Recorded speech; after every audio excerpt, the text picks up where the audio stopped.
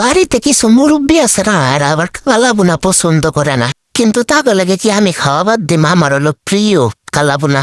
কিন্তু আমার মায় কয় ওই বানাইতে যে এত পরিমাণ মশলা লাগে, হেয়াতে আরো 1 কেজি গরুর গোস্তই পাওয়া যাবো। আসসালামু আলাইকুম, কেমন আছেন সবাই? আমি কি কম নেই, একবারে কম মশলায় আজকে রান্না করছে গরুর মাংসের কালা বুনা। খালি নিয়ে নিছি রাঁধুনি রেডিমিক্সের একটা গরুর মাংসের কালা বুনার মশলা, আর 1 কেজি গরুর মাংস, আর কিছু পেঁয়াজ আর আদা রসুন বাটা আর কাঁচামরিচ।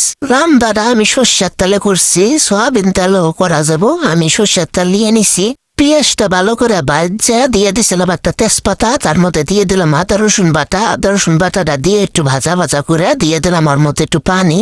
তারপরে একটু করে দিয়ে দিলাম ঘরে যা মশলা আছিল তাই, লবণ, হলুদের গুঁড়া, মরিচের গুঁড়া, ধনিয়ার গুঁড়া, আর দিয়ে দিছি কেনা মশলাটা অর্ধেক, কারণ এটা হলো 2 কেজি মাংসের মশলা, আমি 1 কেজি রান্না করতেছি তাই অর্ধেক দিছি।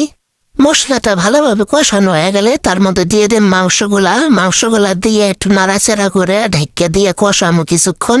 মশলার প্যাকেটের গায়ে লেখা আছিল ওইটা দেও ওইটা দেও, আমি মনে মনে কই কিচ্ছু দিন না, যা আছে তা দিয়ে রান্না। হুদাহুদি আমার মায়ের গাল খামুনি মশলা আরো বেশি দিয়ে। আমার মতো তার সবার বুদ্ধি নাই, এর নিগে আমার নিজের বুদ্ধি খাটাইয়া আমি এই সস্তায় কামড়া চালাই দিছি।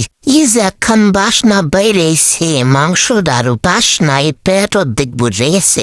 মাংসটা ভালো করে কষানো হয়ে গেলে তার মধ্যে দিয়ে দেবেন গিলান ভরা পানি। পানিটা কিন্তু আবার গরম, ঠান্ডা পানি দিলে শক্ত চারা হয়ে যাবো গোস্ত, এই জন্য আমি গরম করে নিছি পানি, তারপরে এই পানি দিয়ে দিলাম।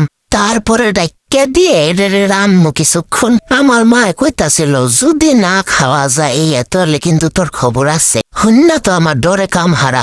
তারপরে দেখলাম যে ওই মশলার মধ্যে একটা ছোট মশলা আছে, ভাবলাম এটা দিয়ে দিই, তাহলে মনে হয় ভালো হবো, খাওয়া যাবো।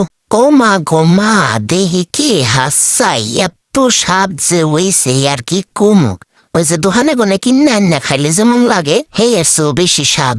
এখন তে প্রায় দিনে বানাই খামু, কেউ আমারে কিছুই কব না।